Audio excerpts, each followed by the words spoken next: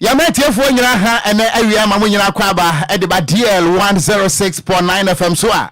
wo premo ato awia yi ensam hodo ayensa asoso no ebrasom ese akenkanfo mienu yesenkonya na donhwere baako entam ye de nsam no esom Ghanafo nyina ese ageme nsam wo prem to bre ekase bo ene eye adwoada wo forisi obosome no ne da etoso edu enum enfin champenu ene aduonu enan edafo fra wo twedi ampo nyankro pokwa me anafra na kunu wasa ye biemu a ye ho odi se brezi ahoma ebraso se wiei ensam ahodo a ye saso so ne ye de esom wo na ensam no ebunfo mpa dada ne ho a ye ntinta kese no so DLFM online.com sadan so ana ye social media handles Instagram, Twitter, YouTube ene de aka ne nyina no wiei ensam no enam so na ye streaming live ewo ye official page no so a Facebook DL 106.9 but what they say do message ni be bra yan wo comment and wo contributions ye be kenka na awai wo so what matter ensam no ase na ensam ahodo aye de enam se kasebo no de di mu akuti bi ene se nya meya domo a boso me ne da toso edu enson ye hwe animu se Ghana mampani na adodanko akufu ado ene empanifo ahodo aka wono be kwa sante mantamu na wono akopa dwumadie be ho ntoma na etimi aboa ama wo my Ghana ya pomden ene yenyina mahoden atimagina so emunsam kaseboyi wo bete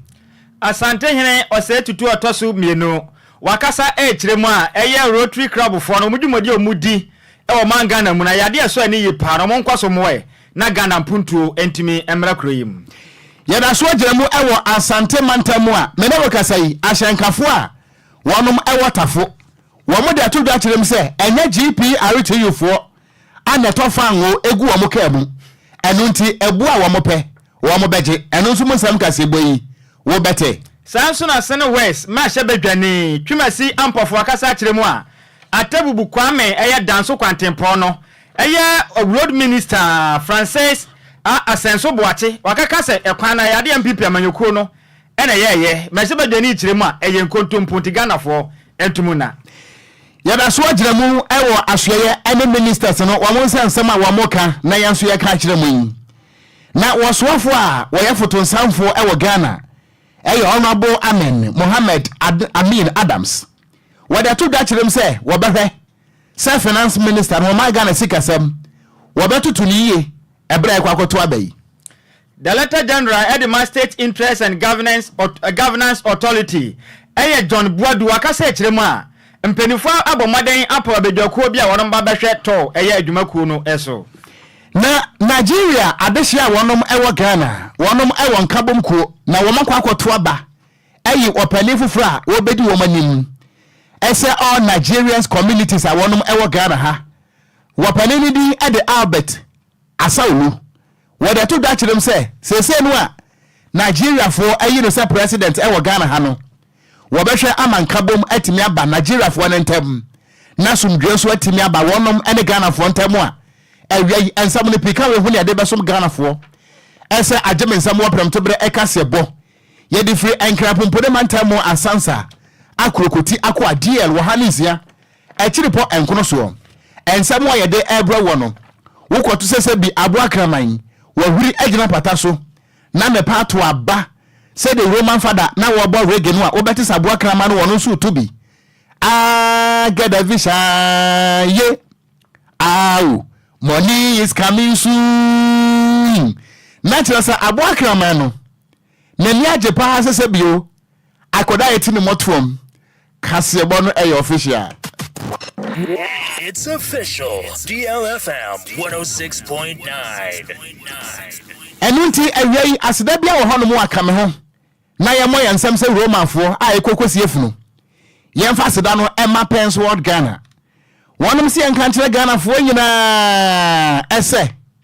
dwumadie bia wudie ni se ye event nkoa dia ye nchana sawoba ye wo exquisite collections of souvenirs me pacho se bia wo pesa wo checha customized pen keychains marks diaries any note passer but mother say woni eye Prince wa Ghana ana betimadi ensa woso wono matena ye no e won kran kokomlemle wo ben ATTC but mother say be 0244 622494 622494 Pensword Ghana ye ma dwumadie no eye kama pa sada so na na wiai se wo papa muden papa na wo de aye wadwuma no wanya hoɔden atena se akyɛ ahwɛ abusua no a eye duro mienu ana mekanfo ama wo ɛno nti no se wotiem na se bia malaria fever ha wo ne abusua no a afen so appetite wo no munya wo de ana wo nipadua no ba bia etutu wo a na wabɔmɔden pa na wonsa atimi aka time herbal mixture edrowe kama papa FDA fo agye atum sada nso ana time HH herbal mixture ene ne capsules eboa mo enkrosa dwiba mampe de santwe bi to ngona titi was litie na meda bomode sa wonsa betima kasa dro yi ebie na eboa wo esa boost immune system no a sa wo pedodo to a number wo moje so 0244 417669 0244 417669 ebusua wonom ane adwumako mienu a ena wiai wabo ya dontre se yemfa ensam no emra wo na mo message no yabeje e Facebook no so yesre wada ensam a yede ebra wo no eno nko ho adwenkyere ane yesre so fabra se wanya ne sa na se de open na apesa wo ye e Facebook na se a yebe yu secret apie ntuan kan no kra me yu secret ayo ne wo secret wa me ka chan e dey secret me ka chan ta ma ka chere me se oya man se adwuma wa ide nti one ne ile ni ja ye ne se ono wo kwa anadwo nti bi wo ha e wo man no abafiri nti obai na be ma foforo ne ile no e da catch me you ma mo me busia nti de aka no mo ahwema se yeyi mu security pia enye kosua sembia ana ye kan sa no Kwadwo si anya ya de se behunehuna obia oh dabi ye hunehuna obia se enhehye ne da ho no titi no mo tonton band or platform that's right no se so mu jan anya sa daachi bi ebeyom secret apie se ye pie nso a wonti memfa ye nkokọ dabi ye intimidate you we enye intimidation dabi na sababu wase wonto abama bia ba e bi ntina wase mu intimate na sabe ka professor mu intimate so problem ma fa timi film so ko leadership prophet do no an kan yon ko prophet so I don't know any person onyametias that's right before in pastor can intimidate before who is the prophet masa ye me ka jone yon ko ne me enti we no eba na sa no a wontimi intimidate yen ene awiai akenkanfo mienu ayaje brade nsam na bra wo no edia meje so eye grand stakat ya mitenkura Okogyeabour Ocran mene Nhyiraba Kwadwo Sammy B yaje bra ya ba besomo na over our liar sa wo the message beba na yesi ankenkan fa ma wo ono ba fu frada pen e wo yiri achi over my liar say bet my sa me to be sa over your liar me oba de on te wona ya de pama na won kan oji bone enti wo bukra de ewum so ba dada na wo kofo oba fufro ono oba fufro da pen e wo yiri achi over my liar say bet my sa me to be sa over your liar DL News.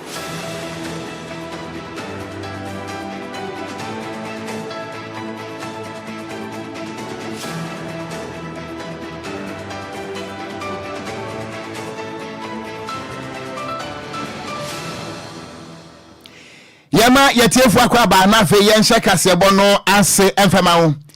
yenhye kasebo no ase a nyame ya domo abosumi ayewo mu ye fra ne April ne twidi eye oforisio ne da etoso enson asante mantamo ene Ghana fo ye hwani mo se Ghana mampani wo be mabo ada commander in chief of the Ghana Armed Forces mampani Akufo-Addo wo be kwa asante mantamo eye anwoma so na kire se anyinam ahoden eye ne plant bia wono mo asie ewe hono mo no so no wo matima kwakopa ho entoma we no o matodi ese Kumase one tama power project na dwumadie na se no mampani Akufo-Addo ebeko na afenso wone wono mo eka bie wono mo se bie mpani se wodi ane ebonti asante mawura krobia awurofri asante kotoko hene wotumfo se tutu abebieu wono so adnani monyam ebekwa kwata dwumadie na achi sada nso ana wosoafo a wo hwe anyirama hoden eso Honorable Dr. Matthew Opoku Prempenapo wono so ebekobi sada nso ana Tibrekese Chief Executive Officer ade ema Volta River Authority eye engineer Emmanuel Ntwedakwa wono so ade animonyam bekwa kwata kire ebie na empanifo ehwe ni mu se yes Kumasi one tema power project no ebetimi aboa amanyina mahoden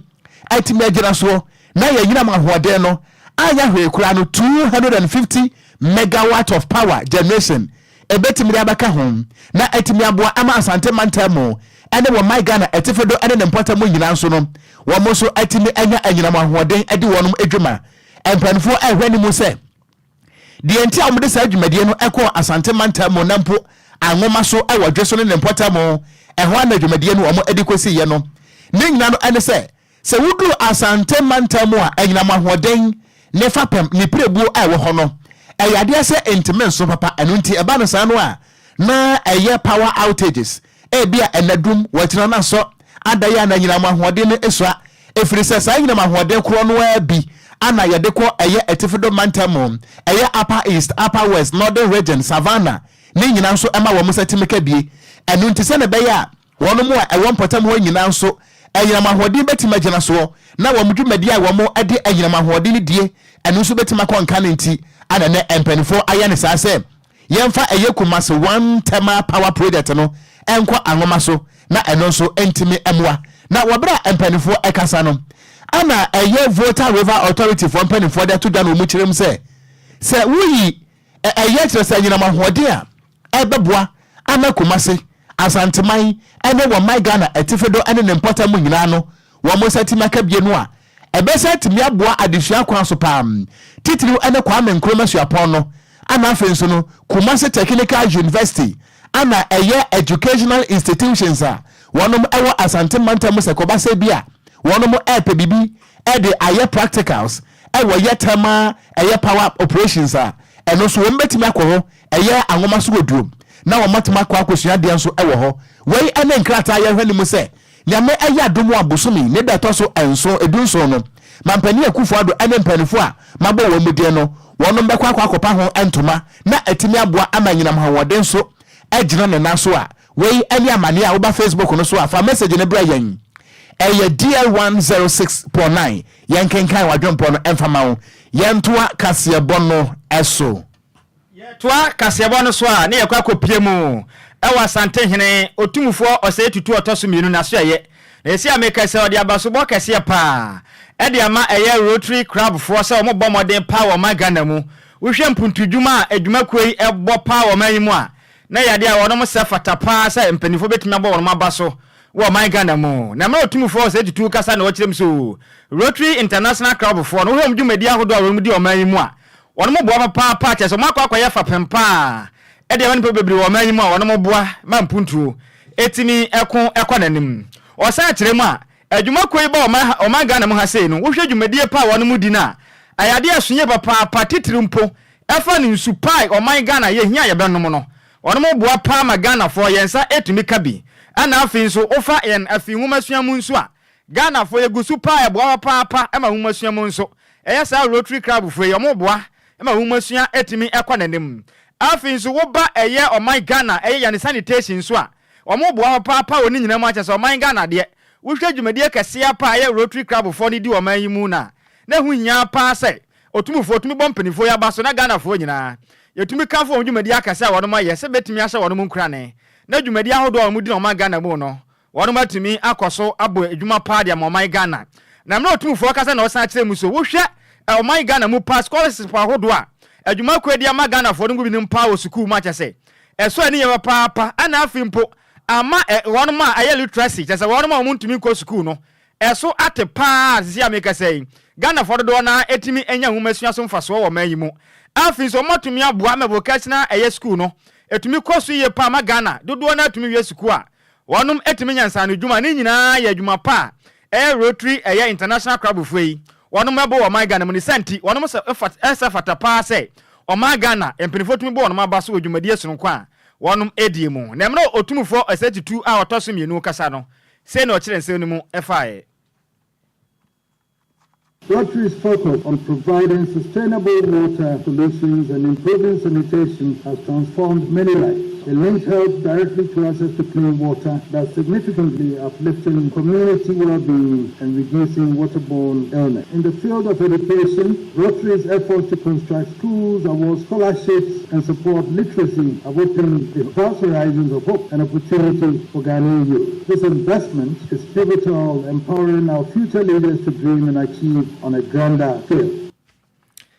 Onipa watene kaso wakasa ya sante hene otumufo osai tutu a otoso mienu eno ati ena otumufo san kire muso wo hwe dwumadi atitiri pa ne dwumadi ekoso na asem titira na da dwumadi no so no eye Rotary creating hope for Ghana na chese yade a adwuma ko ni bono homodin pa sa o man Ghana de wonu betimi aboa na o mama ya ni daso pa ena wo kire muso wonu mo boa pa wo hwe dwumadi ahodo no mudi enua ekoso o man Ghana mu pa na afis economic opportunities ahodo a wonu me de boa Ghana for na eyade so ani ye papa ena otumufo wakasa na wasa kire muso dwumadi akese a enkofo yidie no se Ghana fo nyina num tumeje ho pa na ye nyina yetu board no mabaso sense wono mo boa pa manema etimi ekoso ye pa edema my Ghana eni nso otumufo kire nse no mu sei. Focusing on youth leadership and entrepreneurship promises to unlock the immense potential of Ghana's vibrant youth, driving innovation and progress. Addressing health challenges beyond polio, including malaria, HIV/AIDS, and new emerging health concerns remains imperative. Rotary's continued efforts are essential in building robust healthcare systems accessible to all. Collaborative efforts are vital to surmounting our complex challenges. Rotary can magnify its impact by forging stronger bonds with government, the private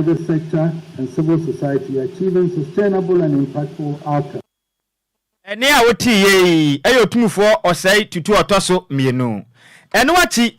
ene panimpa ono no ya district governor Edema Rotary district 9104 ne din ede Mr David Osaya Mankwa ene watem so wono mugusu abu adwumaden wono no members ahodo mo kan mo ho nyina no enya de ombe pa abade biara da ombe kwaso aboga na chidom titiri ni mpuntunjuma ahodo bebo na Ghana na metumi akosu ye dia ma o ma ne de enya de ombe pa abade biara da ombetumi abo Ghana chidom ma no mapa etimi aba o mai mo no so okasa ne sei na o kire nsem mu Service above self. We are giving to humanity everything or as much as we can give in our little way. I said before that we are ordinary people doing extraordinary things. We provide a network of resources and we provide it to the community, assess their needs and we provide it. So we give micro loans to small groups and we track how they are doing and we support them. In addition, we give them all sorts of literacy skills. It's a form of economic empowerment to support them in the work that they do. Any power ten kaso wakasai aya Mr David Osai Amankwa oya district governor Edema Rotary district 9104 yento awia pem to breka se bono esoi ye den nsem no enam wiemu atententen se kono ho odumase TV po na ye body awranko for them enkofo ka mu ane adwuma mu a anya asam kotoa na wo de ene se wo bedwedwra dem ese keji madam a wo bie akwada zipu na wo so aba Facebook no so na afi wadwempo ni nyina nso what me edi amayen na samebuache edi free asaman kese wosi wotie kase bono pa na emom ba bi ode ne message ni fa ye no ye nka ho asam enu ntie da ase ene wa manyosam ana Juliet ejewa woso maya ha ana woso ye je oso ye da ase pa abusuya ye beto akase bono so ama wo a putupuru breaking news bi aba ma ye nkwa ahoma so na ye nkonkodi ho nkomo esesi a wei eye breaking news. DLFM breaking news.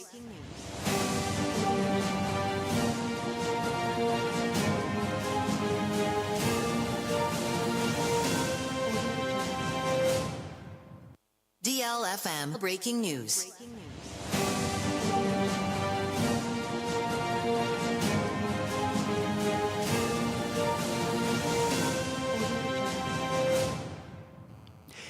Miensamu akwaba ebusuya putupuru amanebo a abeka yensa sesi echirem se woja brantam bi edin samone wodome kwabenya abuomu junction na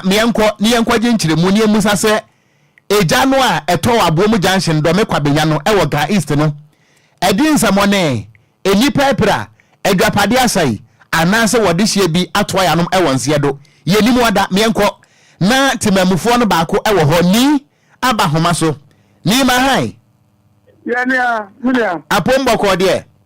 oba de ada Romania experience o ye de nyame ase wogina fine sesi a wo kwabenya me no ka se me gina abom junction ebi agya na shi titi ame na okasa wadama agya no eba ne san mu amote abomu junction so mote ne san emi so bi se Enquires sempa enu na jobe nondi DLFM ana yenyina ayo grade abomu junction se ne ebi adwumadie wa ha de bia no ani hu se agya contract sie bi aju room na ho no omutu brodo e nche ufri brodo a na wo ko ye ma me ba ko eto hardware ufri hardware carpentry ni do ha we odrop ni niema so wo ho na watoa ba ko so a to agya so ne ho niema e ka atoso dia bi se moko de ne emo ne na sofo a onu su di ni juma dia ne sa kona no ne gya ne ba ne gya na no de papa ye ya dwi ye bibia se nke betuma so fu jansu ye nti ama eniema de emi se pin kura ye nti amfa bibia shipoburo back yankopon edie ho afofie ama okada se bibia ho ankachima my location no eye Abomu junction side ba because we do Abomu junction a ye wode ekọ Ajabankata ye wode ekọ Ashoman estate ye wode ekọ Comet emu de wo hen but Abomu junction de wode oni a kire Comet kwa no so no from Abomu junction ko Okra no the me ha me nka be say anamon be no waduro nke be Abomu junction pa na kire say okay kan ko look and pick for no ho no. Yes, look and pick for no one. I hope it's going to look and pick for papa. Maybe I've organized and I want to organize and all. And stores do do saying I'm affected. Ewojanum. Stores mienu. Container. Miensa ana. Carpentry shop so bako. And niema ashare no ebi ade ya. Ebi carpenter ni bia odropa wa ya man krofo a esum. Ya any class say odropo boy dem pa. I esum tikaji chi bibia be makoma ko be ni ha meninka. Be 8. DLFM. The machine so say there. Abra for kwan so e fa so ye carpenter adwuma na do say ntesa first na ni e dey ready age no. Machine so dey adwuma nyina. Ekọ hardware oton hibaro oton carpentry hu niam bibia net ni niam nyina. Na no otukwa akakra nti no. Je efa ya akona ni se wode hoja obi a na onu oton ade ma ba nipa no ton ade odi kan to but ye ko hwe mi ya ko nye sika bi oja ni hwie no a eso bo 8 million 8,000 Ghana cedis 8,000 Ghana cedis kakra hye ono de nyanko podi na fofie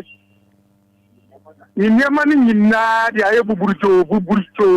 ho de me no ka se kura ade achi fire service for no kwa still and I'm saying na ye carpentry hu nyama ye ndue ntino na eja no egusu ho aye se bola suja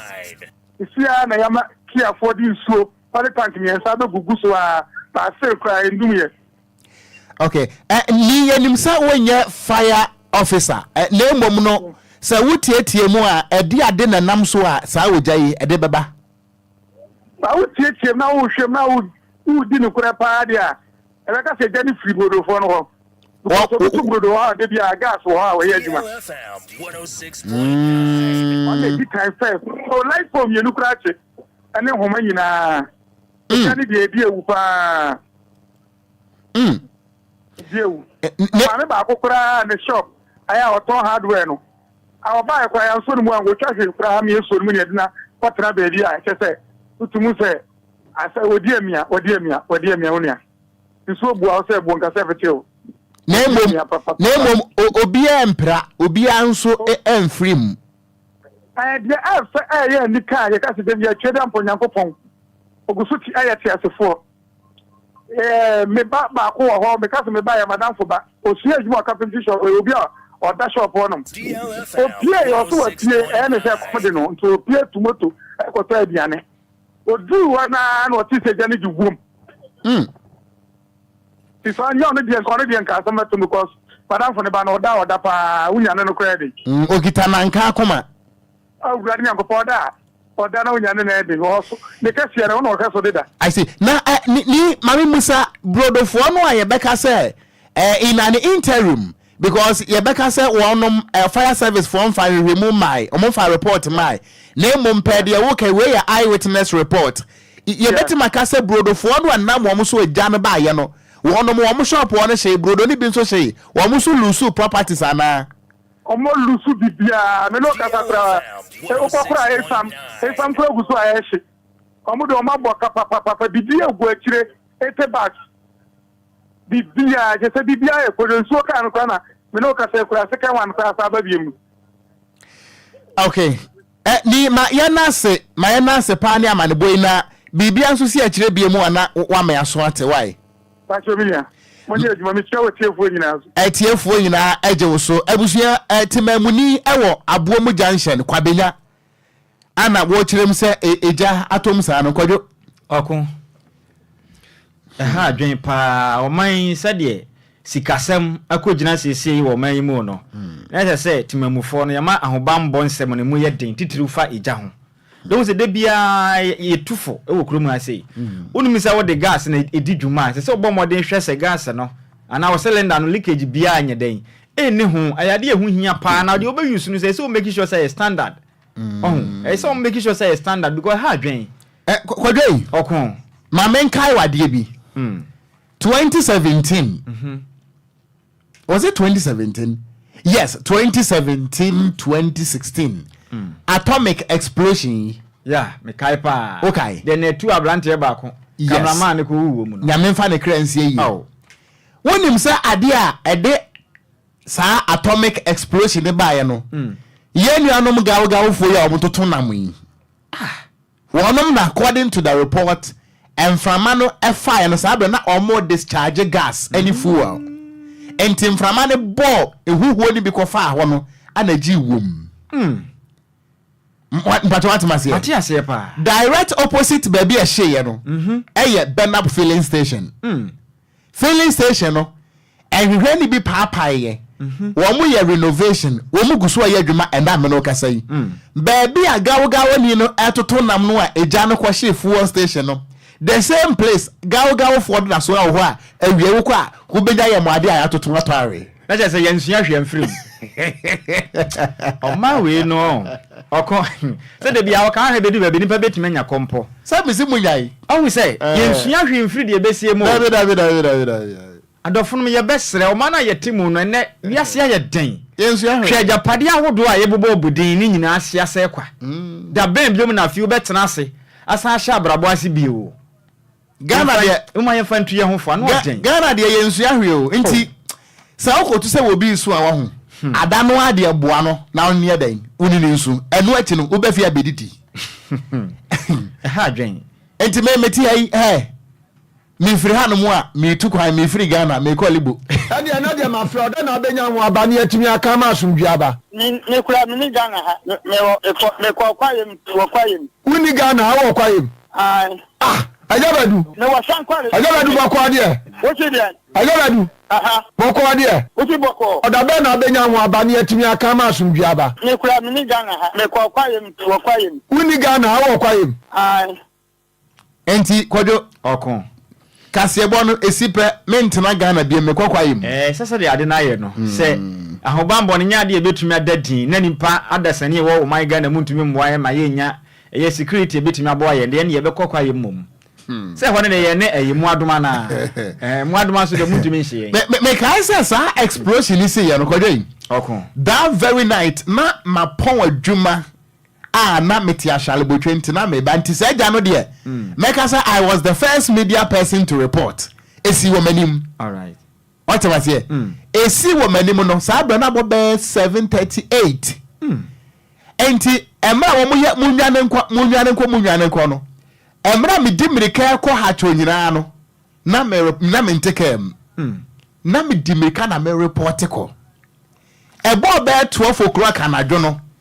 and yes no aba from there besa back to the scene and when you be here Yera Albert Kandapa the first time I met this man personally na soja fo mienu di nchen na ne nsa gunobo na Yera Albert Kandapa national security minister na wa yemre ese konkunta e dia keja na wa boto but all the recommendations are ye de ba nyina no ya mfa anya dwuma me no ka say filling station ye yes to kebab nti Ghana fo mumpedu kokoko me to Okon enye say obi empe obi asem anase ye tan wo man no over our liar kura yeah over our liar no kura ne say de tie no e say you sua ne ma afiri ne ma bim say bibisi a ebo bibi kira wo say ade na asi ne say wunya sua hunu bi firi mu ntade nti na yasa atwen ba bibi fufura san ba bi wanse ni partner say adwene wa hunu say me mom ho ban fiti bia bim yenhwe bibi mfiri mu going forward na betimi abo ye nyina ye de eye futu de yetu ko si anum wi dabi ya anum wi because we no Pentecost for one yeah be engine tum e bia Methodist for na e bia ma musa hwe na me no ho miensa na wonu wi ko wi nkwa se mu jitum dada na I Methodist for jitum se wi wa na ye ntum ka wo de woni wo wasam ye busa no because a very long time ago story na me no ho miensa na wonu wi ko wi nkwa se mu jitum dada na I Methodist for jitum se wi wa na ye ntum ka wo de woni wo wasam ye busa no because a very long time ago story Asamu aye kan a very long time ago story o ebenya asem na court rap ye very agro long time power asemo ya chepa ate ai ate sa kwa besi asem so ai me ento aka se bo no so busia ento so awia pram to bele ka se bo bi bia bi wom ye ento aka se bo so ye kwa asante mantem why na ahyankafo a wonom ewo tafo lorry terminal ho sabre wo mo bu ofu pa esna chimota forest wo mo se mo kan na ene se asa wonom mother union GPRTU fo no ene wo mo edikoto ma me hoto agro bi a wo mo nte kura se bi odogo bi enu abe anu nti wo mo kire mu a se fa ngo bo no kwosoro spare parts bo ayedin na se GPRTU enya wo mo adwene se wo mo ne mpanifo no be kasa ama fa ngo bo abafom na emom sa hyenkafo no etoro rufa mu na se GPRTU fo beti wo mo wo na de a ene na wo mo GPRTU fo wo na se ene wo mo nyina yie efri se ensam na wo mo keka no akwa se agimambedupo wodi asi wo betere de wo mo kire mu a efiti na me yadoma wo kina eye benada wo mo nkasa de tumi ebehye wo mo nsam atoro rufa mu e wotafo ene kumase na wo de se wo so ye posini na so baba beche wo mo a bra na wo mo so aboa wo mo ho etwa wo police ne kro ensam no mo nkire mu nie efema tena pa ya ba waka to e de ya adwuma ana mo so ye science ye say mo say police for nchi yen ya ke police for no so mo pesa asumdie be otafo man mo ha o ye de ke police le tuma o mbra ma ti yen na nje de be to otafo ha sa ba be adwuma de nya fe na be kokro obi o ana se nya fe na be so obi so mimi top petrol go kamu police ni top petrol mame wa na minister on top petrol mame me na me yan mi kaka ka top petrol go kamu na me yire ko joma ye tum me am sorry ko na me ko top tire say 14 tire 2 point something oil o ko top oil tire 1.2 they say 2 point something na they say no what to carry petrol na sa for 60 something cedi na wo ka say na me tum ya de mu na mun twan na ya mo ka da biya sa yan gintu say o se aduma ye no ya rika aka ce ba un se juma ye no o po juma ye no do na no do iskina ato well o se ta so de o se wo wa me wo so o ti edan ziga de so o ti o ta an ti ademi na se we juma no do ka se awo ko se we juma de atama anambwa nti o se so se ye so ye wuti akra ni ta de ambo so be ada boye enti eni ayeti yi eya ahyankafo a wonom ewo kumase tafo na oba Facebook no so a eni kumase tafo no station ho na ohwe ne sa no ho no mo so wa bai tre akwese kotokofo training grounds ana wo mo echirem se ade no a enpanifo ye no fa ngo bo okosoro yente so na wonom de wo kotum am se wo mo nte so enti efiti akina ko no wo mutum na se police ni wo so wo be ma bra na bechi wonom aso mo kan Okon asemo ye ha adwen ohun say it's about time I say mpanimfo mo ye nhyehyɛ na mo nye ne pepepe na mo a obia krom ha ohun say mo tufu we no mo a no kra asemo ne say mo ne eye transport ministry no ntena se nye nhyehyɛ say na yaye afia adwumayefo akatua nso mo ntum na nya level na obia nya ne kyɛfa de na nkoba se mo betum na mfaso de na eba ne kofa akọ na afia mo maka ne nyine timamufo ne nyina e won twetwede afia ba ne se ne beto eye lolofa ni mo afi na be ko atia adwumayefo nso what you say it is about time enko ntia adwumayefo ekwatia ye ntimamufo no nti ye besre se ba se omo pese omo tufu ani mu a omo ntena se na nhyehyɛ ahodo ɛfa ho ni nyina no bibia pɛpɛpɛ sɛ bɛyɛ a ɔmbɛtum bɛwie no enkofa chini ahwo bi mfa makrom a bedum pɛmpɛnso bi sesi ya tom yi sɛ kɔba sɛ ntumu no sɛ ɔmugye tum sesi ya kew timamufo na ebehuna mane because enkani de obɛgye ne sika na wotimamu ne nso ɛ on sɛ Ghana mpanimfo no Kwadwo wo munim hie sɛ yes adwempo bi ntie mfa timamufo ne yanyi o madwenkyere o sa wo mu ne sanfa so obi ani so omde bɛka ho ante enya hwe yento aso na yakwa kopie mo ewo Sene West mahye bedwane ne din ade twemasi ampofo wakasa ade nsam de atudwa ekire mu a atebubu kwame danso kwantempo na ewo Sene West mpotem ho no mo no ananu ya ena ye road minister Francis eya senso boache ene kopie mpotem ho no nananom ahemfo ene kobo de data wa Sene West eya mpotem ho no na o kire mu a kire se wabone ho modin ye pa na danko akufuado ene MPP amanyokwe betena banwa asui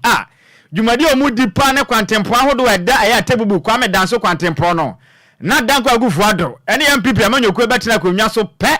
emu se kwantempo no atete apro apansa masai kura ne senti aso mampani akoma makwano masiesie atwa so nyantam se de ma wono ma kyese akoniabadie power eya hyen mu de ekwaye papa de ma wonom na no ana mahye badwane ede ma eya Sene West twemasi ampofo ekire mu a saa fansa eya Francis asenso bo ache kwaje ye no eya fansa hunu kyese wo kire ma nya no kura da eya nkontommo pa na kyese road minister wakwa ede ato eya Sene West mpotem ho no mo no na kwantempo no eya de omampeni dada John Dramani Mahama ono kure ya frankatuni ma eya ndi samanyukro no na penso na obo no homoden eyi saa kwantempo no enti e ba ne sa nenne Francis asenso bo ache eya road minister okwaje ho fans na okai kasa asense no mpotem honom na ma wakasa ne mpo ono wakasa na bede akire kura kasa se na se o krachi da bi jai minister de okanya no kre ekwanye ne yeyiye na mmom eyade a omampeni dada John Dramani Mahama na yeyiye enti fans we de enye ye fans amesrew emenkwaje fans we ma ne nkwafa nim guase mfa ma ena Sene West masebedwe ni kire mu a saa fans na moje ye no mfa omade mfa ma o ma je se emra sebedwem emra no ne eyensem 12 kasa no na ni abre papa kire mu a enya no kura da ne senti saa fans na omaje no omfo fans mfa ma no kire mu se eye 34 km road eye ensese omampenda da John Dramani Mahama ko yiye no ehon fans ahodo a eye omampeni na danko akufuado ena afi so eye road minister Francis asanso bo achi akwaje no omoje omade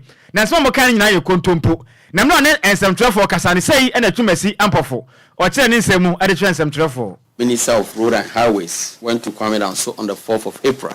just last week. I think he's touring some of the roads within the region. And when he got to the palace of Ghanaian, in front of the paramount chief and his chiefs and elders, the minister was able to lie vividly to tell Ghanaians that his MPP who did the road, who constructed Atebu Kwame Danso Road and then Kwame Danso Kayeji Road, which I need to set the record straight. That is not true. But my worry was in front of Nananom and the good people of Sene West and the entire Ghanaians and the world. The minister couldn't properly check his hand over nose before going for this inspection. And when the minister said the road was constructed by the MPP, then the people at the back were saying that no, it wasn't. It was His Excellency President Mama did the road. Before the deputy minister was able to whisper to the minister that they did not do the road. And even, or the correcting the message, he said they started. Edipa wote ne ka se wakasai eya Sene West mahye bedwane twemasi ampofo yento akase ebo so ane yebode awramu ewo wo my Ghana atenaya wonom ehwe yensikasem eso mekire foreign and finance ministry ani nyina f na finance ministry ane yaduro no na wasofo a wo yensikasem eso honorable Dr. Amin Adams ane wakasai wo kirem se ewom Ghana 2024 eyabato afi nanso no enya de se wombehwe ama Ghana sikasem atofom na kwa achewo eno ntotirem sa fi de Ghana fo nyanya wrashe se sikasem no wombetoto niye pa se de be a reckless expenditure no to beti metwa wo kirem se afibia no ye kwakoto aba na Ghana ya se sika adaya ye pesika dia finance elections ne ade wo kirem sa fi ne de wombehwe se de be a Ghana sikasem no wo mo entoto no ajeje mu what the sansem we nyina to da wabra na International Monetary Fund IMF mpanifo abedru Ghana hayi na wo mo asi ho enkonya na wono mo etoto adwen ana yewura finance minister de sanse mo etudwa enu nto ochire mu afedie eye fiscal discipline omo de beya dwuma se na beya Ghana sikasam enko se kwa afrese wo ba no emu nipa ebere pa emu nsem. If you recall, on assumption of duty as minister, I promised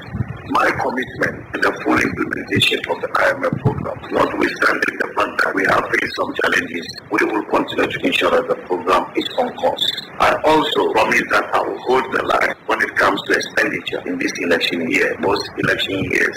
expenditures have become reckless. This year, we are going to hold the line and ensure that we do not embark on extra budgetary spending in order to ensure that the fiscal balances will be negotiated, particularly those in this year's budget, are met at the end of the fiscal year. Ladies and gentlemen, our success at reaching a staff-level agreement demonstrates more than enough this commitment that I continue to express to the people of Ghana. Let me take this opportunity at this point to once again express our gratitude to all stakeholders, including the Bank of Ghana.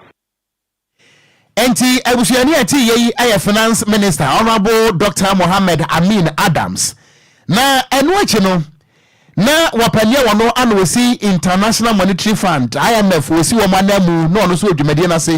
eyi owura Stephen ye Rudet anu ono so kan sana no wetirem se no enkita hodie ni nkunyasi a wamone Ghana mpanifo asie wo sika aye kwakwaje ne ho no de obole kan say staff level agreement no wamodru ho enu ntino eyam se animonyam papa bi ayefremu aba. I'm very pleased to announce this morning that we have reached a staff-level agreement on the second review of the program. Let me add that this agreement is subject to the approval by the IMF management and our executive board once the necessary financing assurances have been received. An agreement between the Ghanaian authorities and their official creditors on a memorandum of understanding for the debt treatment, and debt treatment consistent with the agreement in principle that was reached in January 2025 would provide these needed assurances. Once the IMF Executive Board completes the second review of the program, Ghana would have access to about $360 million, bringing the total IMF financial support disbursed under the arrangement since May 2023 to $1.6 billion. Before you hear from the Honorable Minister and the Governor and we take some of your questions, allow me to provide a brief overview of the key points discussed during the mission. First, our assessment is that performance under the program has been generally strong and consistent with the authorities' commitment. Most of the quantitative targets were met and good progress is being made on the key structural reform milestones under the program.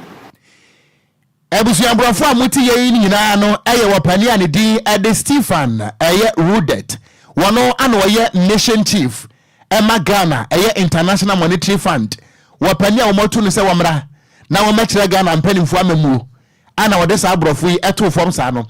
na enu achi no ana Bank of Ghana Governor Dr. Ernest Addison ne brofo de se wono so wode tu Ghana wo chirem sensam no a se wo mo ne mpanimfo se hunkunya wo mo edie no wawani daso pa esini imam anakonfa mu ayira se dachi bia no nkunyasie no edemfa so papa beba ama Ghana so mfa so atimi abaso emunsem ne. We have shown steadfast commitment to a set of policies right from the beginning under very difficult circumstances, and we have reached a stage where program implementation is progressing well. You recollect we completed the first review of the ECF program in the latter part of last year. And today we are on the verge of completing the second review with steadfast implementation of our policy measures. With substantial progress in these measures, we are beginning to reap substantial macroeconomic dividends. Inflation has dropped significantly from a peak of 54% at the end of 2022 to 23% in 2023. Relatively stable throughout last year, supported by tighter monetary policy and stronger foreign exchange reserves. Economic growth has surprised on the upside. During the first quarter of this year, this progress has continued, although we have witnessed some slowdown in the pace of disinflation. Enti ayeti ye Bank of Ghana Governor, Yera Dr. Ernest Addison.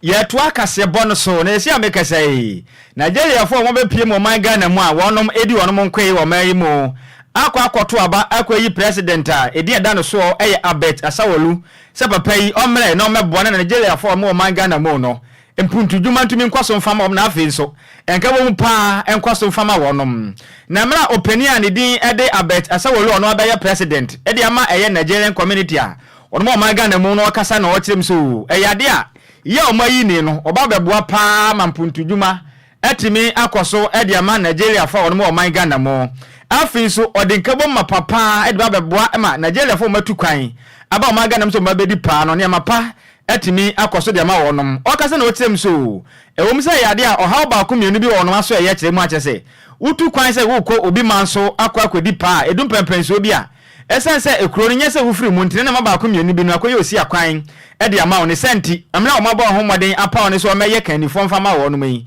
obetimi aboa ma wadinkabo ko pa de aba ebetimi aboa wonom madwumadi a wom di wo ma Ghana mu no ene matumi akoso ye de ma wonom e ma okasa na osa kyerem so ototo se Nigeria for mo man Ghana mu nyina se mu nyina ka mo homo ano ba ko se boa ba ko mu ade na mo ntumi mo moden se o man Ghana emra hudo biara wo man mu no o mo mo homo se betimi de so betimi aboa na mo dwumadi ahudo o mo die no o manu o mason etumi adwo wo no enti ensema hudo bia Abet Asawolu mra wakasa no odetum sentwerefo anim. Pioneer member of ANC, I know what it takes to turn the narrative of ANC around in Ghana. So, and I know what my people lack and what they want. I know that by the grace of God, I'm going to unite all my people to be law-abiding and to be a good citizen in our host nation, Ghana. My first line of action is to unite my people. Without unity, no nation can progress.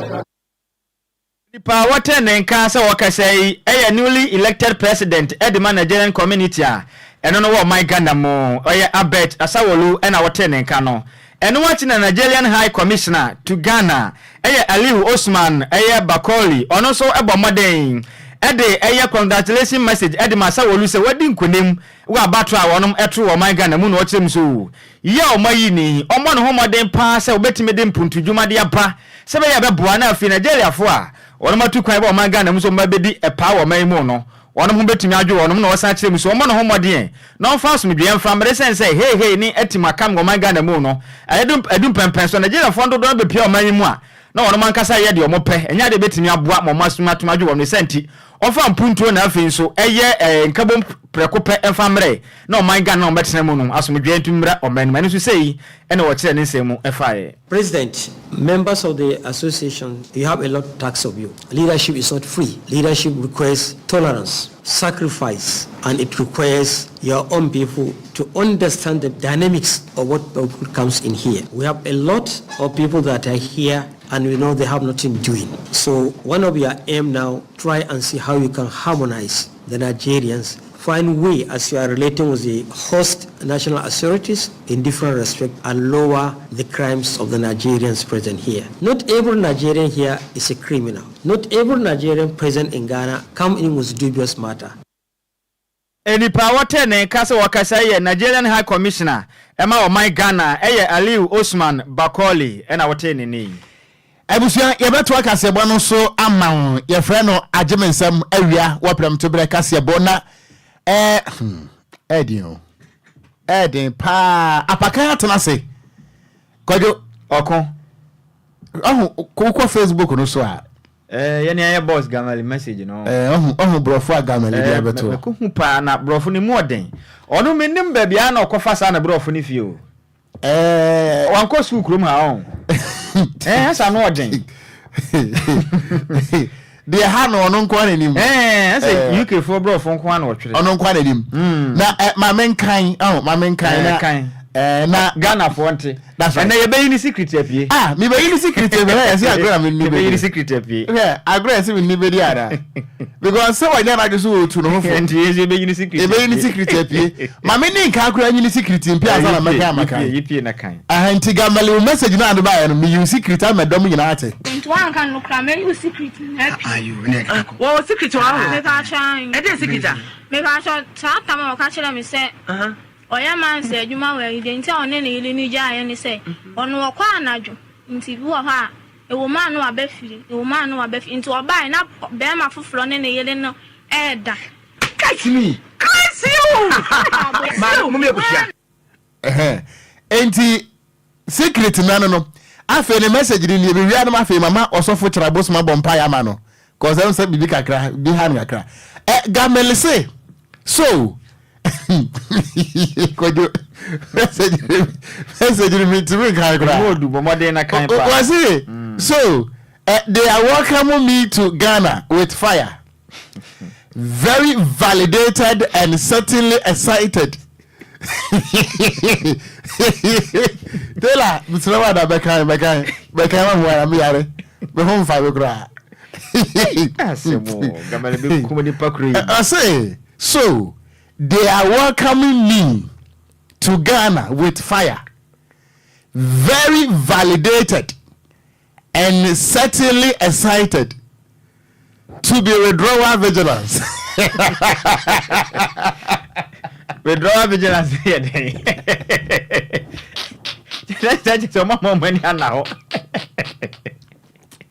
Hey, Gaman, look me power groom out. That's just a one more money now. I'm sure says I know best worker. Withdrawal vigilance. I'm a bro. Yes, I know best watch today. I'm not otu kwaya na ana bi afro bedru Ghana. Me sure so free you can buy na nche. So they are welcoming me to Ghana with fire. A question obisa. I know the two as well say very validated and certainly excited to be withdrawal vigilant. It is too bad. Also for Kyerabo Sammy bompa ba boy ni ma me. Obi na no smoke. Or the 43 million. Obi na no small can say. Or the 43 million. Akwakote Gatem Odo River. $1 million yes said 4 times 43. It's a lot of money. And you know, some paying for them there. Omo trasia, o man ntimi nkorenim. E nyame momodra no hyase enyi omum free ho. Na ye wontoye. Enti wo ni de ebenyaba. Ye bompa ye se Onyankopon de betima fa accident mu campaign time no ombewu. Ana sebia nyame betimi afa bebi sebia anadwobre heart attack na ache no. Ne bako na kuwu. Na ye ho atoye enti wo ni de eno ane assignment am de to Ghana for ni mesere won omomodra vampire bon tamachi na ye momodra nsie mpanyifo dodo na youth no emfa oman no ni so DL News.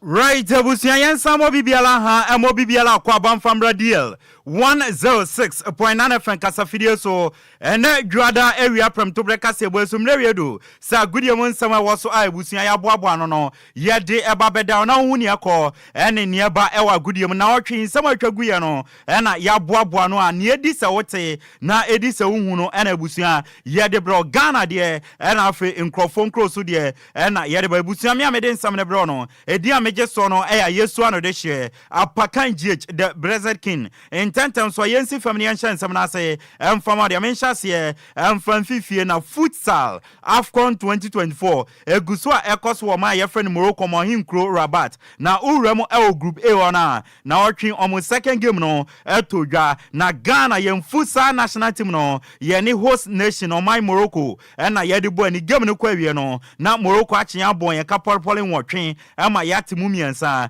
enti ye second game e wo e group stage no ye lose first game no ye lose to Zambia na second game no so ye lose nyame adoma ene ebo 8 pm ye ne Angola na ebo na game way si ye wini agi ye twen say other results no ebeko in favor of us ansa na yetumi qualifier and one sam no a ye de fi fusa AFCON ase e di awon ye nwramu e wo Ghana mranti a esi akan wa manone na otwe abranti ba kwa ne monbo so ani no ye mfa ne one sam antu anim dia ye nwramu e wo US Major League Soccer no na bobo kwa ye fan Vancouver o motena fie ma LA Galaxy e ko chombo me kapole miensa e mo motimu baako Ghana ya brand ye fan Joseph Pinson no ono no share second goal no e de ma bobo kwa fan LA Galaxy on the 80th minute and onya sa goal no e de ma bobo kwa ye fan LA Galaxy na since okopie mu e o Major League Soccer no 8 matches awabo no wa share 3 goals ai 3 sister were involving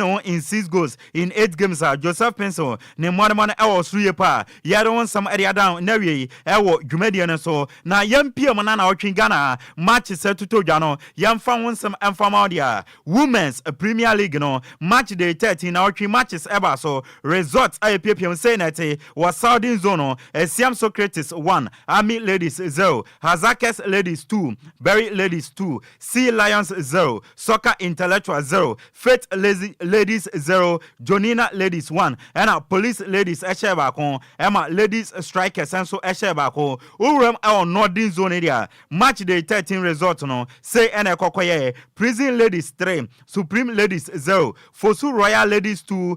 Super Ladies 1 Aston Ladies 1 and Pimdakwa 2 and Northern Ladies 0 Pelpia Ladies 0 and Dreams Ladies etna fie Emma Kumasi Sports Academy show my camionwa Dreams Ladies entumi antia and one some no Ghana Division 1 League no match day 22 results no in the zone 1A no Northern Cities 1 Tamale Cities 3 Techima Heroes 2 Wa Power 0 Victory Crab Warriors 2 Mana 1 Wasunta 1 Stephas 1 Zone 1B no Young Apostles 1 DBB United 0 11 Wonders 1 Brekum City 1 BA United 0 Mighty Royals 2 Bafor Soccer Academy any Liberty no and Enombebo Zone 2 no a second 1 Swedro All Blacks 0 Nzima Kotoko 1 Mysterious Dwarfs 0 Basekeoli Stars 0 Future 0 Park Academy 4 Young Red Bulls 0 Seshi All Stars 1 New Edubiasi 0 Elimina Sharks 3 Sky 1 King Pfizer 0 Rose Park 0 and a Venomous Vipers 1 Soccer Intellectuals 0 Zone 3 no Atram Divisa 1 Nania 0 Vision 2 Accra Athletics 0 Kotoku Royals 0 Still Believe 0 Ankuti United 0 Golden Cakes 1 King Palace 0 Kofodia Sempefi 0 Akachi All Stars 1 Home Stars 0 and Ahohwe United 3 Nagod 1 Susubribi 1 Oko United 1 Ghana Premier League no match day 26 result no say enekoye endra anadano memedano hatofok etna fiesha miensa Emma Karela United etimu baako Hamza Isa ebo 2 goals na Salim Adams ede baako kan de ma hatofok Dano Kwesiada a endra no games na APM no result no say enekoye wo the Theater of Dreams no Dreams as ehye no Asante Kotoko entumi ante and Afenso Media Sporting Club ehye baako Legon Cities entumi ante Bechem United 3 RTU AU2 and Inswatreman 1 Great Olympics 1 Nations FC ehye no Bofo Kwata no so etimu no and Adriana 1 Heart of Lions 0 Samates ehye miensa Brekum Chelsea etimu no Nyame adoma enne Wakra Sports Stadium no about 3 p.m. Accra Lions and Go Stars baby any and Omode Bebueni Ghana Premier League no say and a table no etie Samates Edikan almost 49 points Nations etos me no almost 44 Ediana Stars etos miensa almost 42 and a Media Matos and 9 almost 39 Bechem enum almost 38 or share a hat to Fuka Obe Womo our 10th position almost 35 and a Kotoko 11 positioner almost 33 points as your teams are or man sheni ombet me akọ relegation no Karela United at a 16th position almost 30 points Heart of Lions Edunson almost 25 points and a Real Tamale United Edun Ocran almost 25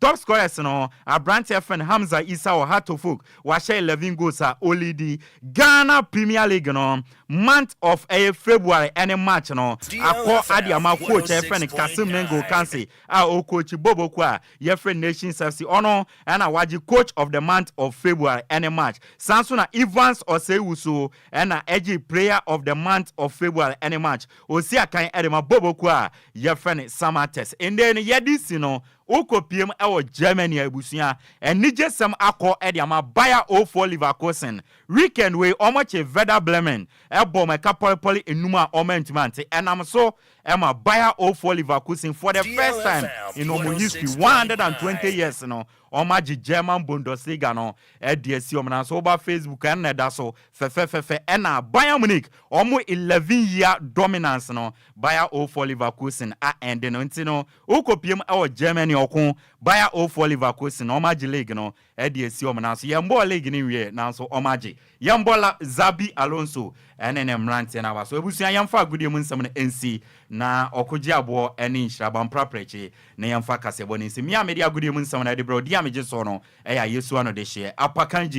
the Blessed kin over to you Okogyeabour. Mena se Apakan ebusuan ma yanyina we so na wiei ensama hodo a yeboaboa no ede ebeso mu wose wo premto breka sebo no yedi ebesi yeso a nana adwo ase okay ene ne mpamfo betena se na DLFM wo mo ede atoam so na ye kwedie na happy birthday enko emfema Anita Nyako ene eye wawoda efre Mr. Kwadwo Bediako Mr. Kwadwo Bekwen mea million no adwuma no wontim nyeni nyina etese wo ye bi na netina so wa ye bi enu nto ono a wagitum sa enti happy birthday enko emfema wo eye Anita Nyako efre wan kasa owofa obra Kwadwo Bekwen akura se bibia hye ye dia enti nyame won hira wo pa nso yeda ase Kwadwo enko Okon we a happy belated birthday enko emfama Pastor Hayford Insia Yatimo no oye district pastor at the